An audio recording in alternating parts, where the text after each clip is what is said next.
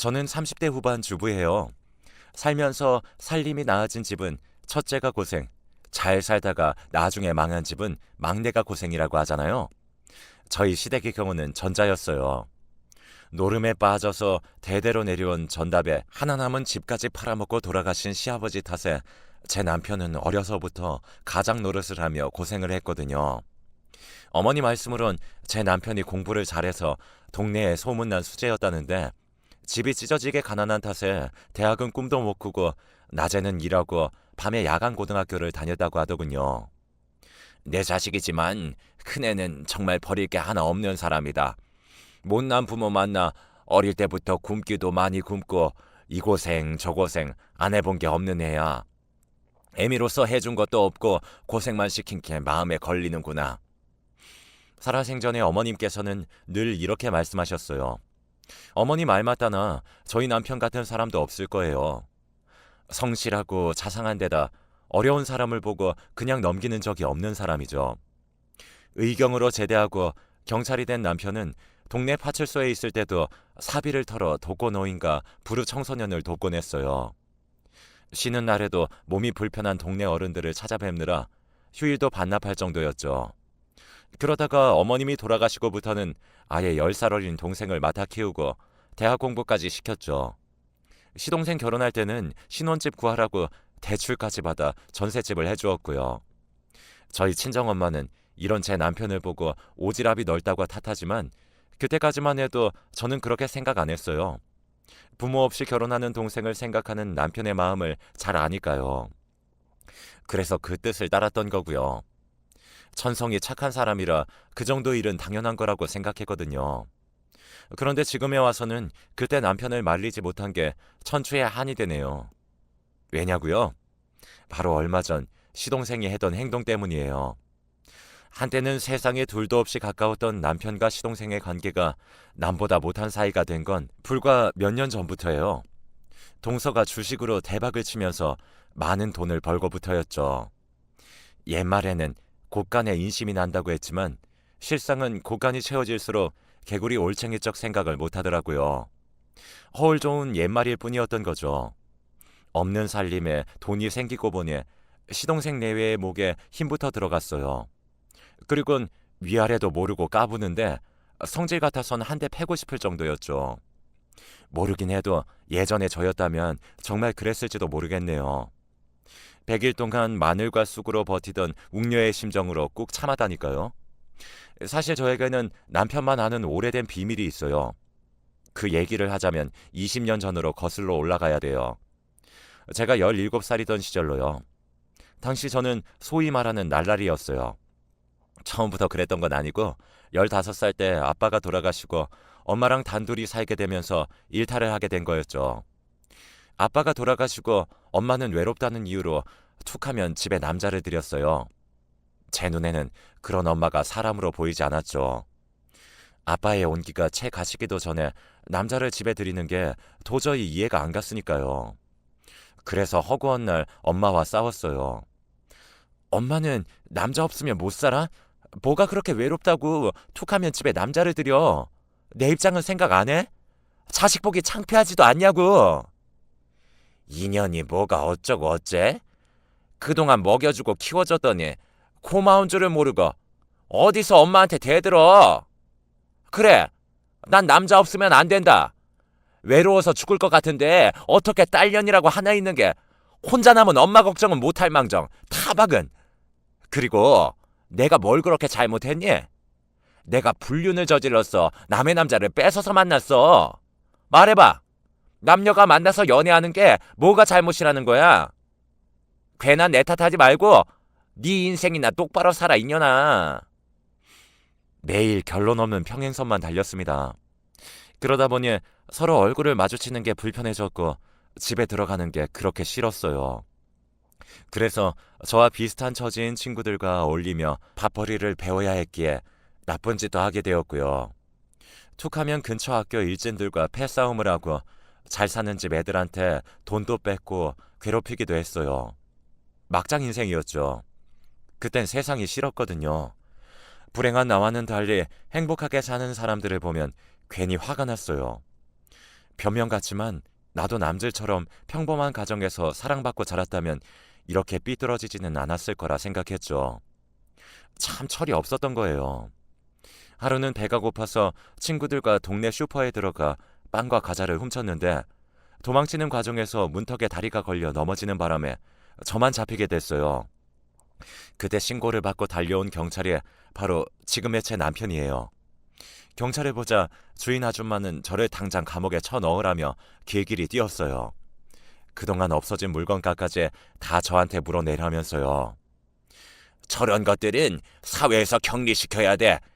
태가리에 피도 안 마른 게 벌써부터 남의 물건에 손대는데 어디 제대로 된 인간이 되겠냐고. 하나를 보면 열을 안다고. 모르긴 해도 네 부모도 너랑 똑같은 년놈들일 거다.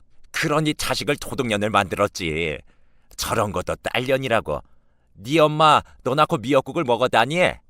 네 엄마 낯짝이 궁금하다. 순간 그 말에 울컥했어요. 아무리 제가 잘못은 했지만 죄 없는 우리 엄마까지 욕먹으니까 화도 나고 속이 상했거든요. 그때였어요. 얼굴이 빨개진 남편이 소리를 버럭 질렀어요. 아주머니, 말이 너무 심한 거 아닙니까? 아주머니도 자식 키우는 입장이면서 무슨 말을 그렇게 하세요. 이 학생이 돈을 훔친 것도 아니고 빵이랑 과자였어요. 보면 몰라요. 배가 고파서 훔친 거라는 걸. 어른이 돼서는 그 정도 헤아려 줄 아량도 없으세요? 물론 훔친 건 잘못이지만 적어도 얼마나 배가 고팠으면 그랬을까 하는 생각 정도는 하실 수 있는 거잖아요. 그런데 거기다 대고 그런 모욕까지 하셔야 되겠어요? 정말 너무하시네요. 그 말에 주인 아줌마는 더 이상 아무 말도 하지 않았어요. 그리고는 이전에 없어졌던 것까지 다 물어준다면 없던 일로 하겠다고 하더군요. 그리고는 10만 원을 불렀어요. 당장 주머니에 100원짜리 동전 하나 없던 저는 고개만 떨굴 뿐이었죠. 남편은 일단 자기 돈으로 값을 치르고는 저를 데리고 나왔어요. 그때까지 제 머릿속에는 파출소에 도착하면 엄마한테 전화를 할 테고 그럼 엄마 얼굴을 어떻게 보나 그 걱정뿐이었거든요. 그런데 남편이 저를 파출소가 아닌 분식집으로 데리고 가지 뭐예요? 그리고는 김밥과 떡볶이에 순대까지 잔뜩 시켜주었어요. 일단 먹자. 나머지 일은 먹고 나서 해결하자고. 내가 많이 굶어봐서 아는데 배고프면 아무 생각도 안 나. 남편은 제 손에 젓가락을 쥐어주며 다정하게 웃어주었어요. 슈퍼에서 봤을 때 몰랐는데 가까이서 보니 저랑 나이 차이도 얼마 안 나는 젊은 오빠더라고요. 그런데도 행동은 나이 든 어른들보다 더 어른 같았더라니까요. 저희 엄마나 슈퍼 아줌마보다 더요.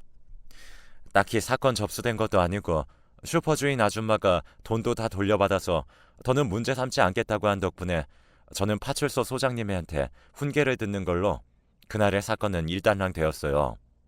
하지만 제가 미성년자였기 때문에 보호자한테 인계를 해야 해서 부득이 엄마가 파출소에 와야 했죠. 화려한 화장과 옷차림의 엄마는 남자와 함께 파출소로 들어왔습니다. 그리고는 다짜고짜 제 뺨을 쳤죠. 차라리 죽어라 이년아. 네 애미 잡아먹으려고 곡하니? 지금 이런 걸 딸년이라고 키워낸 내가 이러고 사는 내 인생이 불쌍하다. 경찰 아저씨, 차라리 저거 깜빵에 넣어주세요. 제 꼴도 보기 싫으니까. 이러고 살 거면 차라리 네 아빠 죽을 때 같이 죽지 그랬어. 그랬으면 나라도 홀가분하게 살았을 텐데. 피 한 방울 안 섞인 경찰도 빵을 훔친 제가 배고팠을 걸 먼저 생각하는데 날 낳아준 엄마는 그렇지 않았어요. 오직 당신 생각뿐이었죠. 저는 그 앞에서 고개를 푹 숙인 채 눈물만 뚝뚝 흘리고 있었어요. 그런 저를 물끄러미 바라보던 남편은 제게 다가와 조용히 그러더군요. 언제든 배고프면 파출소로 오라고요. 누가 그러더라고요. 인간에게 가장 큰 상처를 주는 건 인간이지만 인간을 구원하는 것도 바로 인간이라고요. 그날 저는 미래의 제 남편한테 구원을 받았던 것 같아요. 날 생각해주는 사람을 생각해서라도 다시는 그런 일로 파출소에 드나들지 않겠다고 결심했거든요. 나쁜 짓도 끊고 제대로 살아서 멋있게 이 남자 앞에 다시 서겠다고요. 목표가 생기니 뭔가를 해야겠다는 의욕도 솟구치더라고요. 그래서 그동안 놓았던 공부를 다시 열심히 하고 착실한 학생이 되었어요. 힘들 때는 파출소로 찾아가 멀리서 남편을 지켜보다 오곤 했고요. 내 인생에서 가장 치열하게 공부했던 고3 시절이 지나고 저는 서울에 있는 여대에 합격을 했어요. 명문대는 아니었지만 불과 1년 반 전까지만 해도 모두가 포기했던 날라리가 서울 4년제 대학에 합격했다는 건 기적에 가까운 일이었죠. 담임도 엄마도 반 애들도 놀랄 정도였죠. 대학 합격 소식을 접한 저는 바로 파출소로 달려갔어요. 그리고 남편한테 당당히 고백했어요. 아저씨, 저 4년만 기다려주세요. 대학 졸업하면 그땐 저랑 사귀자고요. 그러니까 그때까지는 절대로 다른 여자랑 결혼하면 안 돼요. 밑도 끝도 없는 제 말에 남편은 당황하더라고요. 그도 그럴 것이 남편은 저를 기억하지 못했거든요. 하지만 당돌한 여고생의 프로포즈에 남편은 수줍은 얼굴로 말이라도 고맙다고 해주더군요. 저는 100% 진심이었는데 말이죠. 제가 창피한 것도 불구하고 몇 년 전 근처 슈퍼에서 빵 훔치다 걸린 애라고 제 과거를 설명하자 한참 뒤에야 남편과 파출소 사람들은 저를 알아보고는 대학 입학을 축하해 주었어요. 그날 이후 저는 종종 파출소에 들려 내 남자가 잘 지내나 확인을 하곤 했어요. 혹시 주변에 여자가 꼬이지는 않을까 전전긍긍하면서요. 어느새 파출소 사람들은 그런 저를 재수씨라고 불러주었고요. 그럴 때마다 남편은 귀까지 빨개져서는 도망을 쳤지만요.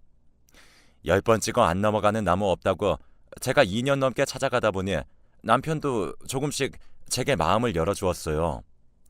깻잎 머리 교복 차림 여고생일 때는 아무래도 어려 보였겠지만 이젠 화장도 익숙한 여대생으로 변해서 그런가 애 취급도 안 하고 말이죠.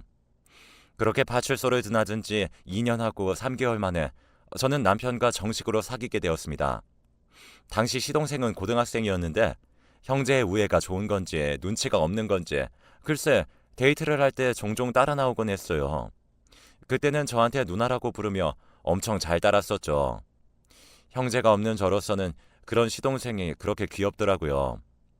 시동생이 고3이 되고 수능 시험을 보러 갈 때도 몸이 아프신 어머님을 대신해 제가 시험장까지 따라갔을 정도였죠. 남편은 비상근무를 하느라 정작 자기 동생 시험장에는 갈 수가 없었거든요. 결혼도 하기 전부터 시댁의 큰아들 며느리 노릇을 했던 저는 시동생이 시험을 마치고 나올 때까지 교문 앞을 지키고 있었어요. 교문에 커다란 엿을 붙이고 간절히 기도하는 부모님들 사이에서 말이죠. 수능 시험을 마치고 나온 시동생은 그런 저를 발견하곤 미안해서 어쩔 줄 모르더라고요. 형수님, 제가 알바해서 첫 월급 타면 다른 사람은 몰라도 형수님 선물은 꼭 사드릴게요. 그러니까 우리 형이랑 헤어지지 말고 꼭 결혼까지 하세요. 남편과 달리 넉살이 좋은 시동생은 추위에 덜덜 떨고 있는 제 손을 꼭 잡아주며 그러더라고요. 다행히 수능 성적이 잘 나온 시동생은 무난히 서울 4년대 대학에 합격했고 입학 전까지 아르바이트를 하며 용돈을 벌었어요. 그리고는 약속했던 대로 제게 귀걸이를 선물해 주었죠. 은도 아니고 싸구려 길거리표였지만 아직도 그 귀걸이를 가지고 있을 만큼 제게는 뜻깊은 선물이었어요. 대학을 졸업한 저는 전공을 살려 교육 관련 회사에 취직을 했고 그 해 가을 드디어 결혼을 하게 되었죠. 주변에선 뭐 그리 일찍 결혼을 하냐고 했지만 솔직히 친정엄마와 사이가 안 좋았던 저는 하루라도 빨리 결혼해 집을 탈출하고 싶어서 더 서둘렀어요. 고부간의 갈등으로 고생하는 사람들도 있겠지만 제 경우는 오히려 어머님이 친정엄마보다 편하고 좋았어요. 어린 나이에 없는 집에 시집와 고생이 많다고 하시며 늘 제 걱정을 해주실 정도로 저희 어머님은 따뜻한 분이었거든요. 그렇게 몇 년간 시어머니의 사랑을 듬뿍 받으며 모처럼 사람 사는 것처럼 살았는데 제가 첫 아이를 임신하던 그해 어머님이 갑자기 세상을 떠나셨지 뭐예요.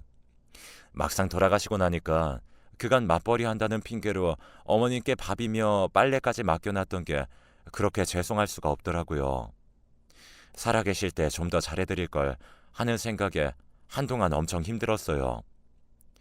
든 자리는 몰라도 난 자리는 티가 난다고 어머님의 빈자리는 무척 크게 느껴지더라고요. 남편은 남편대로 가장으로서 어머님의 빈자리를 채우려고 저보다 더 노력하는 것 같았어요. 특히 아직 대학생인 시동생한테요. 그런 마음을 잘 아는 시동생도 형한테 부담 지우지 않으려고 학과 공부도 알바도 열심히 하더라고요. 그런 모습이 참 기특했어요. 그렇게 한 몇 년간은 우애 깊은 형제 사이에서 저는 평범한 결혼 생활을 이어갈 수 있었어요. 한때 놀던 아이였던 흔적은 깨끗이 지운 채 말이죠. 거기다 남편이 근무지를 옮겨서 더더욱 제 과거를 아는 사람이 없었죠. 그 사이 군대도 다녀오고 대학까지 졸업한 시동생은 의료기기를 취급하는 중소기업에 취직해 직장 생활을 했어요. 거기서 경리과 직원이던 동서를 만나 결혼을 하게 되었고요. 둘 다 사회생활을 막 시작한 시점이라 모아놓은 돈도 없었지만 속도 위반을 하는 바람에 서둘러야 했어요. 그래서 시동생 집은 우리가 마련해줘야 했죠. 남편도 그렇지만 저 역시 시동생과는 친형제처럼 살았던지라 그땐 당연한 일이라고 생각했어요. 그래서 오히려 제가 나서서 은행 대출을 알아봤었죠. 동서 친정도 형편이 좋지 않아서 결혼 준비도 저희 집에서 거의 도맡아 해주었습니다. 동서가 출산할 때도 마찬가지였고요. 그래도 그땐 아깝다는 생각은 전혀 없었어요. 그러다 3년 전쯤인가 한창 주식 붐이 불었을 때 동서가 적금 탄 돈으로 시동생 몰래 주식에 투자를 했었던가 봐요. 그런데 그게 엄청 대박이 나서 글쎄 아파트 한 채 값을 벌었지 뭐예요. 상황이 그렇다 보니 이후에는 시동생 부부가 둘 다 주식에 맛을 들여 공격적으로 투자를 하기 시작했죠. 그리고는 2년도 안 돼 수십억 자산을 손에 쥐게 된 거예요. 그게 불행의 시작이었죠. 돈이 좀 생기자 시동생과 동서는 둘 다 회사를 그만두고 집에서 본격적으로 주식 투자를 하기 시작했어요. 주식에 빠져본 분들은 아실 거예요. 이게 사람이 할 짓이 아니거든요. 매일 모니터에 그래프를 띄워놓고 모든 생활을 그 앞에서 하더라고요. 장이 마감되면 그제야 잡고 다음날 장이 서면 다시 모니터 앞에서 죽치고 살고 문제는 육아였죠. 아무리 돈도 좋다지만 그래도 자식은 제대로 돌봐야 하는데 둘 다 애는 뒷전이고 주식에만 빠져 살더라고요. 한 번은 김치를 전해주러 집에 갔는데 애가 곰팡이가 핀 빵을 뜯어먹고 있지 뭐예요. 제가 달려들어 빵을 뺏고는 동서를 불렀어요. 동서, 주식 투자도 좋지만 빵, 아니 밥은 제대로 챙겨줘야지. 하마터면 곰팡이 빵을 먹을 뻔했잖아. 애 밥은 제대로 먹이고 있는 거야? 그랬더니 글쎄 제품에 안긴 애를 빼앗아가면서 그러지 뭐예요. 형님이 뭔데 나한테 훈계해요? 시어머니도 아니면서 남이사 애한테 빵을 먹이든 밥을 먹이든 신경 끄라고요. 자기가 애가 없으니까 괜히 남의 애한테 엄마 노릇을 하려고 들어. 동서의 말에 순간 눈물이 핑 돌았어요. 사실 저는 몇 년 전에 불임 판정을 받았거든요. 안 그래도 아이 얘기만 나오면 죄인이 되는데 그걸 잘하는 동서가 저의 가장 아픈 부분을 쿡 찌르지 뭐예요. 서운하더라고요. 지금껏 뭘 바라고 자기들한테 잘해준 건 아니지만 그래도 이런 식으로 저에게 비수를 꽂을 줄은 몰랐어요. 그래서 더 말 않고 집으로 돌아왔어요. 그런데 그날 이후 사과 전화도 한 통 없더라고요. 괘씸해서 이후로는 저도 김치고 반찬이고 일절 안 해줬어요. 그런데 시동생네한테 이런 대접을 받은 게 저뿐만이 아니더라고요. 시동생도 저희 남편한테 점점 함부로 굴기 시작한 거예요. 형, 언제까지 경찰이나 하고 살 거야? 고졸 경찰은 승진도 어렵다는데 그냥 이참에 경찰 그만두고 딴 일 찾는 게 낫지 않겠어? 형 나이도 있는데 더 늦으면 이직도 힘들어. 정 일자리 없으면 내가 한번 자리 알아봐 줄까? 돈 좀 있다고 거들먹거리며 자기 형한테 하는 꼴이 어찌나 꼴사납던지 정말 주먹이 부르르 떨리더라고요. 그래서 제가 나서서 한마디 했죠. 도련님, 형한테 그게 무슨 말이에요? 경찰이 뭐 어때서요? 지금껏 이이가 경찰에서 번 돈으로 도련님 대학도 보내고 장가도 보냈어요.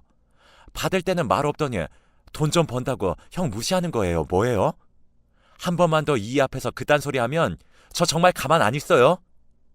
형수, 여기서 그 얘기가 왜 나와요? 등록금이랑 전셋집 해준 거 돌려달라 그 뜻이에요? 참 치사하게. 알았어요. 그깟 또 얼마나 한다고? 내가 2배, 아니 3배 쳐서 드릴게요. 그럼 됐죠?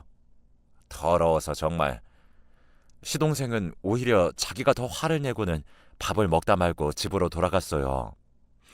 아, 내 친동생 같았으면 당장 멱살을 잡아서 내동댕이 쳤을 텐데 시동생이라 그러지 못한 게 억울해서 한숨만 푹 쉬고 있었는데 남편이 조용히 수저를 놓고 일어났어요. 그리고는 안방으로 들어가더군요. 그런 남편의 뒷모습을 보니 어찌나 가슴이 아프던지 저 사람이 말은 안 해도 지금 심정이 어떨지는 누구보다 잘 알겠더라고요. 그날 이후 시동생 부부는 저희 집에 발걸음을 뚝 끊었습니다. 기대도 안 했지만 2배, 3배 주겠다던 돈도 감감무소식이었고요. 그러던 어느 날이었어요. 막 출근해서 업무를 시작하려는데 파출소에서 전화가 왔지 뭐예요. 네? 그이가 다쳐요? 얼마나요? 순찰을 나갔던 남편이 공사장에서 무단으로 투기한 폐자재에 걸려 넘어져 다리를 다쳤더라고요. 남편은 한사코 집에 연락하지 말라고 했지만 상처가 심해서 병원에 입원을 해야 해서 연락을 했던 거죠. 저는 회사에 월차를 내고 병원으로 달려갔어요. 도착해보니 응급수술을 해야 한다며 수술 동의서에 사인을 하라고 하더라고요. 남편을 수술실에 들여보내놓고 그 앞에서 한참을 울었어요. 수술을 해도 다리 상태가 예전처럼 돌아오지 못할 거라고 했거든요. 아직 40대 중반인데 다리를 절게 될 거라니 눈앞이 캄캄하더라고요. 누구보다 건강에 자신이 있던 사람이 그런 자신의 모습을 받아들이기도 쉽지 않을 것 같아서 혹여 마음에 상처를 받지는 않을지 걱정이 됐죠. 그렇게 수술을 받은 남편은 4시간 뒤에 병실로 옮겨졌어요. 늘 든든한 산처럼 느껴졌던 남편이 초췌한 모습으로 병상에 누워있는 걸 보니 자꾸 눈물이 나더라고요. 그래서 우는 모습을 남편한테 들키지 않으려고 화장실로 갔어요. 그리곤 돌아가신 어머니한테 빌었죠. 어머님, 평생 고생만 한 이 사람 다리까지 절게 되면 불쌍해서 어떻게 해요? 어머님이 제발 도와주세요. 제가 제사도 더 열심히 지내드릴게요. 그런다고 될 일은 아니었지만 그래도 저로서는 믿을 구석이 없어서 한참을 속으로 기도를 했어요. 병실에 돌아와 보니 수술을 집도했던 의사 선생님이 와 계시더라고요. 하도 울어서 2눈이 시뻘개진 저를 보시더니 수술이 잘 됐으니 걱정하지 말라며 위로를 해주시더군요. 다행히 부위가 나쁘지 않아서 재활만 잘하면 다리를 저는 일은 없을 거라고요. 그 말에 어찌나 위안이 되던지 나도 모르게 어머님 감사합니다를 외쳤다니까요. 마취에서 깨어난 남편은 자신의 다리는 생각도 않고 제 걱정부터 했어요. 놀라게 해서 미안하다고요. 뭐가 미안해? 다친 당신이 왜 미안해? 거기에 폐자재를 버린 놈들이 미안해야지. 내가 당신 태엄만 해봐. 그것들 아주 가만히 안 둬. 성질을 버럭 내는 저를 보고는 그제야 남편이 빙그레 웃더군요. 수술은 잘 됐지만 재활을 해야 해서 남편은 당분간 집에서 쉬어야 했어요. 그렇게 한 달이 지난 어느 날이었습니다. 퇴근해보니 시동생 내외가 집에 와 있더라고요. 형이 다쳤다고 연락을 해도 병원을 들여다보지도 않더니 그래도 걱정은 됐는지 집으로 찾아왔나 했어요. 그런데 남편과 뭔가 얘기를 나누다가 제가 들어오니 얼른 입을 닫더라고요. 내외가 제 눈치만 슬슬 살피는 게 낌새가 하도 수상해서 일부러 남편 옆에 가서 앉았어요. 무슨 얘긴데 내가 오니까 딱 그쳐요? 여보, 무슨 얘기했어? 그러자 남편은 착잡한 표정으로 제 눈을 피해 고개를 돌리더군요. 그때였어요. 동서가 그러더라고요.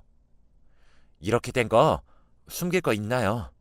따지고 보면 아주버님한테도 좋은 제안인데 다리도 다치셔서 전처럼 경찰 일하기 힘들 거 아니에요. 게다가 요즘 세상이 좀 흉흉해요. 칼에 총까지 든 범인을 잡으러 다니다 혹시 큰일이라도 당하면 어떻게 해요?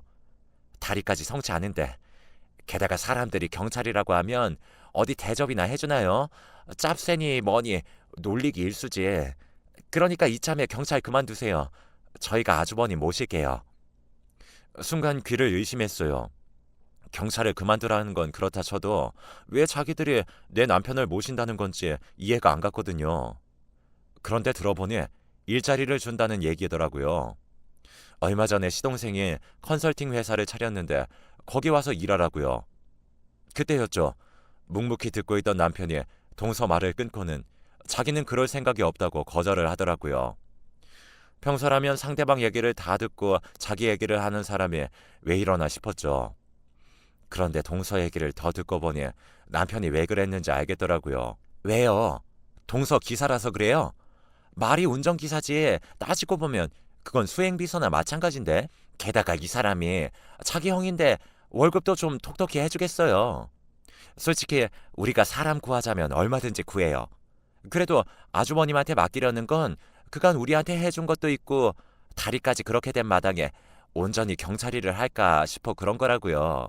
그래, 그 다리로 어디 취직도 못해. 다 생각해서 하는 말인데 그걸 무자르듯 자르냐? 자격지심이야 뭐야? 듣자하니 이것들이 글쎄 제 남편한테 시동생 운전기사를 하라지 뭐예요? 순간 그간 참았던 화가 머리끝까지 오르면서 그간 잊고 살았던 날라리 본능이 제대로 터져나왔어요. 뭐가 어쩌고 어째? 이 미친 것들이 어디서 대먹지 않은 소리 씹으려? 뭐? 그 다리로 어디 취직도 못해?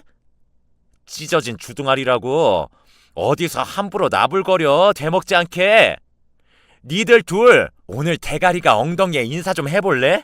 니들 눈깔 빼서 저글링 한번 해줘. 가짜는 무말랭이 같은 것들이 어디 감히 내 남편한테 지 기사를 하래? 한번 터져나온 왕년의 욕짓거리들을 날 것 그대로 시동생 내외의 얼굴에 뿜어줬어요. 이런 저의 모습을 처음 본 세 사람은 아무 말도 못한 채 입만 떡 벌리고 굳어버렸죠.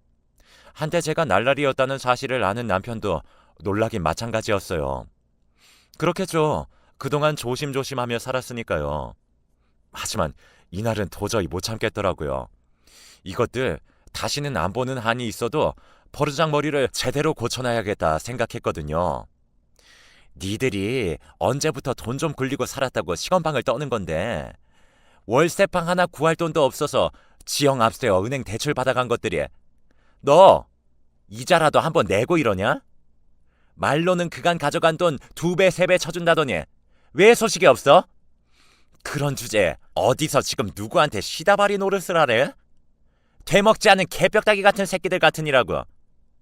눈 깔아 이 새끼야. 아이 포크로 확 뽑아버리기 전에. 그리고 너 터진 입이라고 함부로 떠드는데 내 남편이 네 친구야? 띠동갑도 넘는 아주머님한테 어디 건방지게 반말을 해. 나이를 똥으로 처먹었냐? 어따 대고 반말을 해. 쳐 죽을라고. 좋은 말 할 때 잘 들어라. 오늘 밤까지 네 학비에 신혼집 대출금 은행 이자까지 쳐서 싹 다 보내. 동사가 경리 출신이니까 돈 계산은 잘하리라 믿지만 혹여라도 계산 틀리면 내가 10원마다 강냉이 하나씩 털어줄 테니까 한 치의 오차도 없이 확실히 해. 알았어? 성질이 잔뜩 난 저는 시동네 내외를 집에서 내쫓고는 문을 걸어 잠갔어요. 그리고 몇 시간 뒤에 남편 계좌로 목돈이 들어왔더라고요. 사실 이게 은행 이자를 제대로 친 건지 어떤 건지 잘 모르겠더라고요. 애초에 돌려받을 생각도 안 왔던 돈이니까요. 그래서 그냥 덮으려고 했는데 남편이 껄껄대며 그러더라고요. 지금껏 자신이 저를 보호하고 산다고 생각했는데 오늘 보니 제가 자신의 보호자였다고 말이에요. 누가 보호자면 어때요? 삶아대고 사는 동안 서로 위하고 살면 되죠. 3개월간의 재활을 마친 남편은 다시 업무에 복귀했어요. 남편 말로는 아직 완쾌는 아니지만 몇 달 뒤엔 전처럼 날아다닐 수 있을 것 같다네요. 그리고 그날 이후 남편은 제가 화가 나서 얼굴이 붉어지면 제 입부터 틀어막는 버릇이 생겼어요. 말로는 제 체면을 생각해서 그런다는데 아무래도 참아야겠죠? 참, 컨설팅 사업을 시작했던 시동생은 몇 달을 못 넘기고 쫄딱 망했어요. 가지고 있던 주식이 폭락해 적자인 회사를 운영해 나갈 자금이 부족해서 그랬다더군요. 화무 11홍이라고 부귀와 권세가 영원하지 않다는 건 몰랐던 거죠. 그래서 다들 하루하루 열심히 일하며 사는 거 아니겠어요?